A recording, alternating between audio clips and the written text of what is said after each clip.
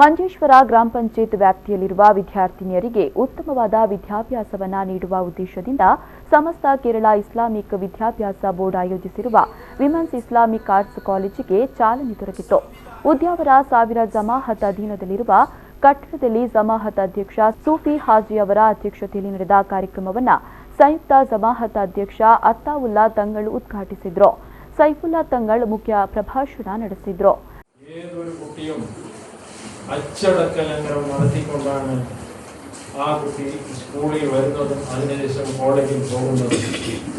ഒളിച്ചോടി പോകുന്നതും ഉമ്മയുടെയും ബാപ്പയുടെയും ലാളനം ആ വാത്സല്യം വേണ്ടെന്ന് വെച്ചും കൊണ്ട് ഓടിപ്പോകുന്ന കാര്യങ്ങൾ നിരവധിയാണ്. ഞാനൊരു സംഭവം നിങ്ങളോട് വിവരിക്കുകയാണ്.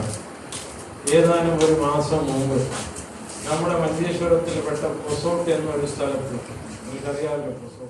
ವೇದಿಕೆಯಲ್ಲಿ ಜಮಾಅತ್ ಕಾರ್ಯದರ್ಶಿ ಎಂಎಕೆ ಮೊಯಿದ್ದೀನ್ ಹಾಜಿ, ಕೋಶಾಧಿಕಾರಿ ಬಾಬಾ ಹಾಜಿ, ಅಬೂಬಕರ್ ಮಾಹಿನ್ ಹಾಜಿ, ಇಬ್ರಾಹಿಂ ಖಲೀಲ್ ದಾರಿಮಿ ಮೊದಲಾದವರು ಉಪಸ್ಥಿತರಿದ್ದರು.